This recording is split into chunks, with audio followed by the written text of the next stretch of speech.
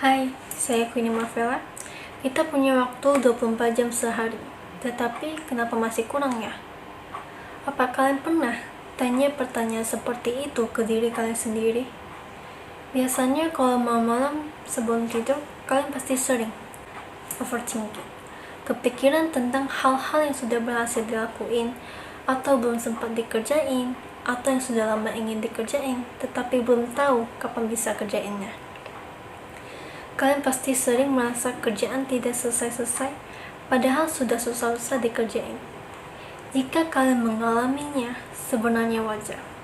Karena memang mengatur waktu itu tidak gampang. Kalian pasti mikir, bagaimana kita bisa bertahan jika dikasih tanggung jawab lebih? Kita pastinya tidak mau di sini saja. Pastinya ingin berkembang di karir, pendidikan, dan lain-lainnya. Tapi kalau misalnya sekarang saja sudah kewalahan, bagaimana nanti? Salah satu kemungkinan besar yang masih bisa ditingkatin dalam hidup kita adalah time management. Alasan utama biasanya karena kita merasa kewalahan sama tugas yang ada di hadapan kita. Misalnya, lagi cek tugas, terus sadar, ada 3 deadline, ada 4 dan 5 deadline, dan kita belum kerjain satu pun karena merasa banyak banget. Kita akhirnya lebih memilih kerjaan lain. Belum lagi kita merasa semua kegiatan atau tugas sama pentingnya, dan kita hanya punya waktu 24 jam buat kerjain semuanya. Hal ini pastinya bikin kita bingung, tugas mana yang harus kita utamakan, dan mana yang bisa kita kerjain nanti. Terus, kita merasa kehidupan sehari kita itu chaos banget. Ya, karena distraksi yang berkelanjutan, tidak selesai-selesai tab YouTube, scroll Instagram, TikTok, Netflix, berita-berita di Twitter, dan lain sebagainya. Karena kita terbiasa itu sebagai tempat refreshing. Meskipun ya, ujung-ujungnya tidak benar-benar istirahat, dan malah hanya habisin waktu saja. Sebenarnya kita bisa keluar dari siklus lingkaran setan itu. Tidak ke distraksi sampai berjam-jam. Well, pada kesempatan ini saya ingin membagi bagaimana caranya supaya kita bisa menyusun jadwal dengan baik setiap harinya. Jadi, yang dimaksud dengan hal lain adalah kalian milih salah satu hal utama yang ingin kalian prioritisin. Ada 3 hal yang bisa kalian buat jadiin hal fokus. Pertama adalah hal yang penting.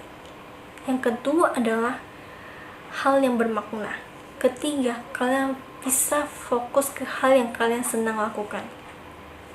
Setelah hal lain, kalian membuat jadwal dalam bentuk checklist. Kalian membuat jadwal dalam keseharian kalian itu ngapain aja. Misalnya, pada jam 3 kalian ngapain, jam 4 kalian ngapain. Setidaknya kita tahu dalam keseharian kita itu kita ngapain aja, dari bangun tidur sampai tidur lagi. Setelah tulis kegiatan apa saja yang mau kalian lakukan, kalian buat batas waktunya. Misalnya, hari ini jadwal kuliah selama 3 jam. Terus kita tugas selama 2 jam. Dan lain seterusnya. Sebaiknya susun secara urut atau sesuai prioritas. Terus di sampingnya, kalian checklist kegiatan yang sudah kalian lakukan. Rewards yang seperti apa? Misalnya, kita bakal lakukan A, terus konsekuensinya B. Kita pasti akan lakukan A terus-terusan karena B itu bagus. Intinya, secara tidak langsung kita termotivasi buat ngelakuin sesuatu karena kita tahu, karena kita bakal dapat rewards-nya. Seperti setelah semua kegiatan selesai pada waktunya, kita bisa menggunakan waktu sisanya buat santai, nonton Netflix kesukaan kita, atau hangout dengan teman. Setelah lakuin 4 hal ini dengan baik, kita pastinya menjadi lebih efisien dibanding sebelumnya. Kita bisa menyelesaikan lebih banyak hal, tidak lupa sama hal-hal yang harus kita kerjain. Dan juga mengurangi kecemasan, kita menjadi puas, lega, karena jadi jelas apa yang harus kita lakuin pada setiap harinya. Nah, supaya kalian makin efisien, efektif, atau produktif, saya saranin kalian mengikuti 4 hal yang saya sebutkan tadi.